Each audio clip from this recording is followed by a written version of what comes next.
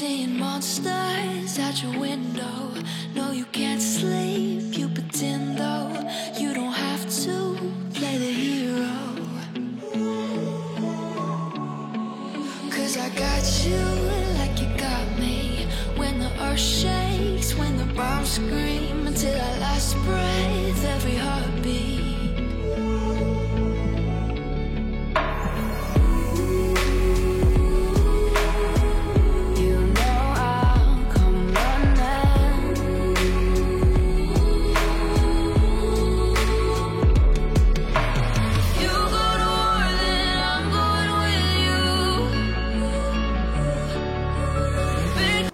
Hello అండి, welcome back to my channel. ఎలా ఉన్నారు మీరందరూ? నేనైతే చాలా చాలా బాగున్నాను. సో ఫైనల్గా అమ్మ నాన్న వాళ్ళైతే ల్యాండ్ అయిపోయారు స్వీడన్లోని. అండ్ నేను డెలివరీకి వెళ్ళక ముందు ఇదే లాస్ట్ వ్లాగ్ అనమాట. హోప్ఫుల్లీ మీరు ఎంజాయ్ చేస్తారని అనుకుంటున్నాను. సో వీడియో మొత్తం చూడండి. కొత్తగా ఎవరైనా చూస్తున్నారంటే కనుక సబ్స్క్రైబ్ చేసుకోండి. నేనేం మాట్లాడుతున్నాను అర్థం కాకపోతే ప్రెగ్నెన్సీ సిరీస్ చూడండి ఫస్ట్ నుంచి, సో అర్థమవుతుంది. ఫస్ట్ అయితే పిల్లల్ని తమ్ముడు వాళ్ళ ఇంట్లో దింపేసేసి నేను ఈయన కలిసి ఎయిర్పోర్ట్కి వెళ్తున్నాము. మమ్మీ వాళ్ళని పిక్ చేసుకోవడానికి. ఎయిర్పోర్ట్కి ఇంటికి జస్ట్ 10 minutes అనమాట పట్టేది టైము. సో ఫాస్ట్గా అయితే పిల్లల్ని అక్కడ వాళ్ళ ఇంట్లో దింపేసేసి తమ్ముడు వాళ్ళ ఇంట్లో మేమైతే బయలుదేరాము. బాగా లేట్ అయిపోయింది. కాకపోతే ఏంటంటే అక్కడికి వెళ్ళినాక కొంచెం పార్కింగ్కి కూడా ఇబ్బందే. అందుకని ఇంకా లాస్ట్ మినిట్లో వెళ్దాము అన్నట్టుగానే వెళ్ళామన్నమాట. అక్కడికి వెళ్ళేటప్పటికి ల్యాండ్ అయ్యారు అండ్ ఇమిగ్రేషన్ ప్రాసెస్లో ఉన్నారు అని చెప్పి అన్నారు కాల్ చేసి. అండ్ మమ్మీ డాడీకి ఇదే ఫస్ట్ టైం అనమాట ఇంటర్నేషనల్ ట్రావెల్. ఇప్పుడు వరకు ఎప్పుడు అవుట్ ఆఫ్ ఇండియా ట్రావెల్ చేయలేదు, ఇదే ఫస్ట్ టైము. సో వాళ్ళు ఎలా చేరుకుంటారా, ఎలా ఉంటుందా అని చెప్పి బాగా టెన్షన్ అయితే పడ్డాము. And through out the journey కాంటాక్ట్లో ఉండడానికి ట్రై చేసాము, ఎలా ఉంది ఏంటి అని చెప్పి. అండ్ వాళ్ళిద్దరూ బయటికి రావడం ఇదే ఫస్ట్ టైం అనమాట. ఇండియాలో చాలా చోట్ల తిరిగారు కానీ ఇలా కంట్రీ బయటికి రావడం ఇప్పటివరకు అవ్వలేదు. సో వాళ్ళకు కూడా డిఫరెంట్ ఎక్స్పీరియన్స్. ఎలా ఉంది ఏంటి చూద్దురు కానీ. సో మేమైతే పార్కింగ్ చాలా ఫాస్ట్గా దొరికింది లక్కీ. కానీ కాకపోతే ఏంటంటే కొంచెం ట్రిక్కీగా ఉంటుంది, ప్లస్ చాలా కాస్ట్ ఎక్కువ అక్కడ కార్ పార్కింగ్ అంటే ఎయిర్పోర్ట్లోని, ఇక్కడ స్టాక్హోమ్లో.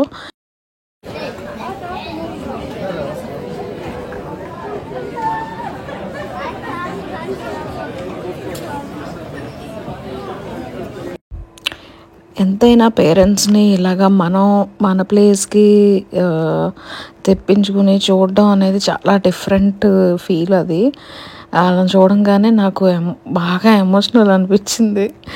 మేబీ ప్రెగ్నెన్సీ హార్మోన్స్ ఎఫెక్ట్ వల్ల కూడా కావచ్చు. ఇంకా బయలుదేరాము ఇంటికి, తమ్ముడి దగ్గరికి వెళ్తున్నాం అనమాట డైరెక్ట్గాని. అండ్ ఆ డే అంతా అక్కడే స్పెండ్ చేసాము. సరదాగా గడిచింది. అండ్ వాళ్ళ జర్నీ ఎలా అయింది ఏంటి ఒకటే చెప్పుకోవడం అనమాట, ఏంటి అని చెప్పి.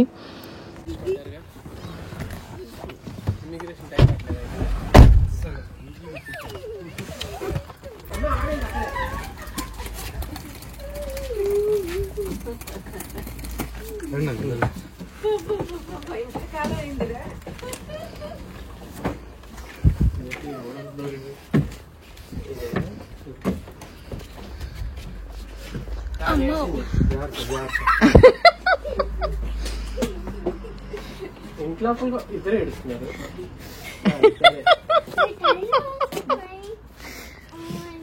Why you guys crying? I have to do acting. ఆగండి అట్లండి. అందులో ముద్ద కర్పూరం తీసుకొచ్చేవాడు, అడిగాడు ఫ్లైట్ లో ఏమైనా తెచ్చినారా. అట్లండి. వెల్కమ్ కిరియా. ఎందుకే చెల్లా మధ్యలో వస్తావు? వెనకాల చెట్టువే పెద్ద ప్లాన్ వేసింది తెలుసా? పూలన్నీ కోసేస్తా.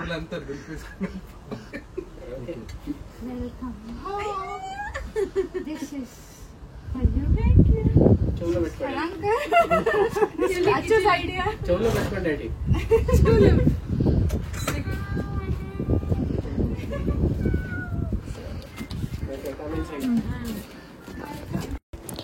ముందు మమ్మీ వాళ్ళు రాగానే కాస్త ఫ్రెష్ అయితే అయ్యారు. వాళ్ళ ఫ్లైట్లోనే లంచ్ చేసేసారు. సో మేము ఆల్రెడీ చేసేసాం అప్పటికి, ఎందుకంటే చాలా టైం అయిపోయింది.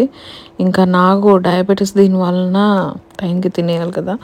సో మేము అందరం లంచ్ చేసాము. అండ్ రాగానే ఇంకా సూట్ కేసులో అన్ప్యాకింగ్ స్టార్ట్ అయిందనమాట. అసలు ఎన్ని బట్టలు ఎన్ని సామాన్లు అంటే అన్నీ ఆల్మోస్ట్ 2 సూట్ కేసులోని పాపం చెకిన్ లగేజ్లో మోస్ట్ ఆఫ్ ద లగేజ్ నాదే ఉండిందనమాట. లైక్ బట్టలు పిల్లలకి అండ్ పుట్టే వాళ్ళకి, కొన్ని మ్యాండేటరీ థింగ్స్ ఉంటాయి, జుబ్బాలని గోజుగుడ్లని అవన్నీ ఇవన్నీ ఏవేవో ఇంకా అన్నీ చేయించుకుని వచ్చారు. అండ్ నాకు ఫీడింగ్కి సంబంధించిన ఇవన్నమాట, నైటీలు కానివ్వండి అవన్నీ అంత కంఫర్టబుల్గా ఉండవు ఇక్కడ. ఇంకా అందుకని అక్కడ నుంచి అన్నీ తీసుకుని అయితే వచ్చారనమాట మమ్మీ. ఇంకా రాగానే తాంబూలంలాగా ఇస్తున్నారు. మా మమ్మీ వాళ్ళ కజిన్ సిస్టర్ కూడా పంపించిందంట ఇండియా నుంచి. సో మా పిన్ని ఇచ్చింది అండ్ మమ్మీ ఇచ్చింది కలిపి ఇంకా అలా పెడుతున్నారనమాట. మామూలుగా అయితే జనరల్గా శ్రీమంతం అది చేస్తారు, కానీ మాకు ఫ్యామిలీ పరంగా ఆ ట్రెడిషన్ లేదు ఫస్ట్ నుంచి. ఎందుకంటే కొన్ని రీజన్స్ ఉన్నాయి, చేస్తే మనకి అచ్చు రాదు అని చెప్పి, కలిసి రాదు అని చెప్పి అంటారు. అందుకని మా ఇళ్ళల్లో మా ఫ్యామిలీ తరపున ఎవ్వరికి అయితే శ్రీమంతం చేయలేదన్నమాట. సో నాకు కూడా అవ్వలేదు. కాకపోతే ఏంటంటే ఇలాగ నలుగురు మధ్యన మన ఫ్యామిలీ దీంట్లోనే ఇలా పెట్టుకుని అయితే ఇస్తారనమాట, సలివిడి అట్లా ఇస్తారు. సో అదైతే చేశారు. అండ్ బ్యాంగిల్స్ ఏవో తీసుకుని వచ్చారు, అది కష్టపడి ఎక్కిస్తున్నాను. చాలా వాసిపోయినాయి కాళ్ళు చేతులు రెండు, బాగా స్వెల్లింగ్ వచ్చేసింది. ఇంకా లాస్ట్ ఒక వీక్ ఉంది డెలివరీ అనగా అసలు నడవలేనంత లెవెల్లో వాసిపోయినాయి అనమాట కాళ్ళు, చేతులు కూడా. రింగ్స్ కూడా తీసేసాను ఇంకా నా వల్ల కాక టైట్ అయిపోయి. అసలు యాక్చువల్గా అక్కడ ఒరిజినల్ ఆడియో పెట్టేదాన్ని, కాకపోతే టీవీలో గట్టిగా పాటలు పెట్టిందనమాట పాప. సో అవి మోగుతూ ఉన్నాయి. అందుకని చెప్పి ఇంకా నేను ఒరిజినల్ వాయిస్ పెట్టడానికి అవ్వలేదు అక్కడ అని. ఇంకా పూతరేకులు తీసుకొచ్చారు. అవన్నీ అయితే ఆ టైంలో తినడానికే లేదు.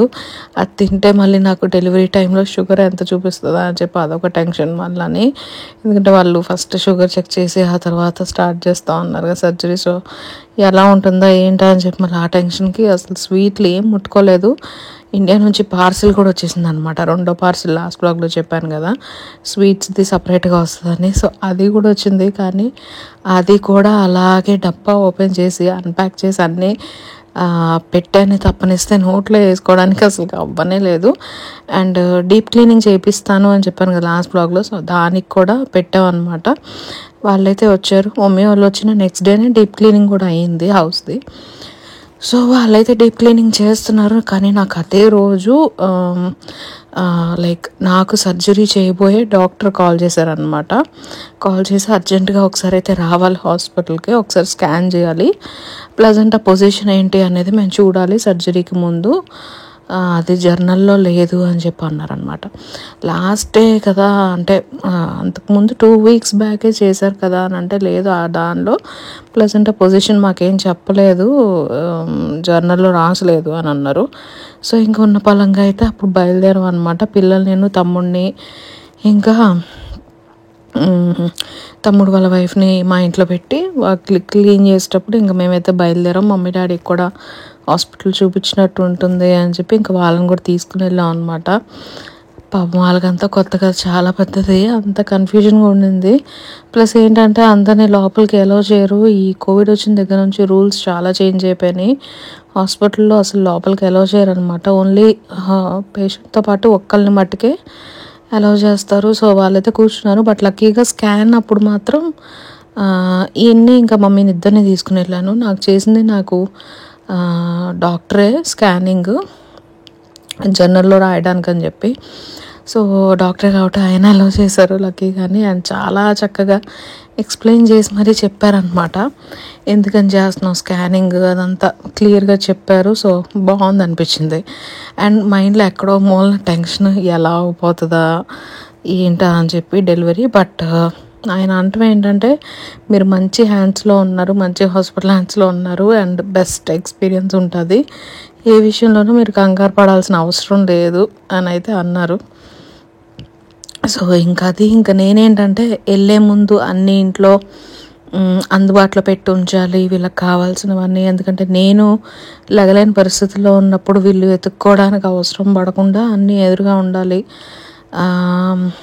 ఇంకా నేను బెస్ట్ చేయగలిగే వంటలన్నీ చేసి పెట్టేయాలి, వీళ్ళు తినడానికి ఉండాలని చెప్పి ఇంకా నా మ్యాక్సిమం లెవెల్లో నేనైతే ట్రై చేశాను. దానికి తోడు ఏంటంటే నేను హాస్పిటల్లో అడ్మిట్ అవ్వక ముందే క్లీనింగ్ అయిపోగానే క్రిబ్ అది సెట్ చేయాలి అని చెప్పి చాలా అనుకున్నాం అనమాట. అదంతా ఇల్లంతా పెట్టుకోవాలి అని అంటే సెట్ చేసుకుని, ఎందుకంటే కంపల్సరీ రూల్ అనమాట ఇక్కడ క్రిబ్ ఖచ్చితంగా ఉండాలి అని చెప్పి. అండ్ ఉంటే మంచిదని మాకు కూడా ఒక ఫీల్, ఇండిపెండెంట్గా ఉంటే బాగుంటుంది అని చెప్పి. అలా అని కంప్లీట్గా ఏదో దూరం పెట్టేయాలని కూడా కాదు, బట్ స్టిల్ ఉంటే బెటర్ కదా అన్నట్టుగానే రూల్ ఫాలో అవడంలో తప్పలేదు కదా అలా. సో ఇంకా అదైతే తమ్ముడు వాళ్ళ ఇంట్లో పెట్టాను, అంతకుముందు తీసుకున్నదే తమ్ముడు వాళ్ళ ఇంట్లో పెట్టాము, ఇంటికి తీసుకురాకూడదు అని చెప్పి. సో అక్కడికి వెళ్ళి అయితే తీసుకోవాలి, అన్నీ చాలా సామాన్లు ఉన్నాయి, బాత్ టబ్ అవన్నీ అయితే తీసుకున్నాము. చిన్న ఉయ్యాల లాంటిది, ఆ ఉయ్యాలది ఏంటంటే దానిలో చాలా సెట్టింగ్స్ ఉంటాయి అన్నమాట, లైక్ కూర్చునే దానికి, పడుకునే దానికి చాలా ఉంటాయి. సో అది కూడా అక్కడే ఉండింది, ప్రామ్ కూడా అక్కడే ఉండింది. సో అయితే అవి తీసుకోవాలి. అవన్నీ తీసుకుని మేము డెలివరీకి వెళ్ళే ముందే ఇంట్లో ఇవన్నీ సర్ది పెట్టుకుని వెళ్ళాలన్నమాట. సో దట్ మేము ఇంటికి రాగానే ఇంకా హడావిడిగా అటు ఇటు తిరిగే పని లేకుండా కొంచెం రిలాక్స్ అవ్వచ్చు. అండ్ లాస్ట్ మినిట్లో ఇంకేమైనా క్లీనింగ్ పనులు ఉంటే చేసుకోవచ్చు, లాస్ట్ మినిట్ క్లీనింగ్స్. సో అలా అని చెప్పి ఇంకా అనుకున్నాము. అండ్ మళ్ళీ ఇంకొకసారి అయితే హాస్పిటల్కి వెళ్ళాల్సి వచ్చింది. ఎందుకని అంటే బ్లడ్ టెస్ట్కి ఇవ్వడానికి, బ్లడ్ ఏమంటారు సర్జరీకి ముందు తీసుకుంటారు కదా శాంపిల్స్, దానికని చెప్పి వెళ్ళాను అనమాట. వెళ్ళైతే బ్లడ్ శాంపిల్స్ ఇచ్చేసేసి వచ్చేసాను. ఇంకా అంతే, సాటర్డే సండే లాస్ట్ 2 days మిగిలినవి మంచిగా ఇద్దరితోటి స్పెండ్ చేయాలి పిల్లలతోటి అని చెప్పి ఇంకా అక్కడే ఒక ఫేమస్ చాలా ఓల్డ్ బేకరీ అనమాట స్వీడన్లోనే, వెట్ క్యాట్ అని, అది అక్కడ హాస్పిటల్లో ఉండింది. ఇంకా దానికని చెప్పి వెళ్ళి ఇలాగ కొంచెం కాఫీ మంచిగా బండ్లు తినైతే ఇంటికి వచ్చాము. సో యా, ఇదండి ఈ వ్లాగ్కి. ఐ హోప్ మీకు ఈ వ్లాగ్ నచ్చిందని అనుకుంటున్నా. నచ్చితే ప్లీజ్ లైక్ చేయడం మర్చిపోవద్దు, అండ్ కింద కామెంట్ చేసి చెప్పండి ఈ వ్లాగ్ ఎలా ఉంది అని చెప్పి. అండ్ నెక్స్ట్ వ్లాగ్ ఇంకా డెలివరీదే. సో అప్పటి వరకు పెట్టే వరకు కొంచెం వెయిట్ చేస్తారని అయితే అనుకుంటున్నాను, ఎందుకంటే అంత ఫాస్ట్గా అయితే నేను రివీల్ చేయాలని అనుకోవట్లేదు డెలివరీ పార్ట్ అంతా అని. అట్లీస్ట్ ఒక 12 days అన్నా టైం పడుతుంది కదా నేను రికవర్ అవ్వడానికి, అప్పటి వరకు అయితే వెయిట్ చేస్తారని అనుకుంటున్నాను. సో యా, అదండి ఈ వ్లాగ్కి. నేను నెక్స్ట్ వచ్చే డెలివరీ వ్లాగ్లో కలుసుకుంటాను. అప్పటి వరకు take care, bye bye. 'Cause I got you like you got me. When the earth shakes, when the bombs scream, until our last breath, every heart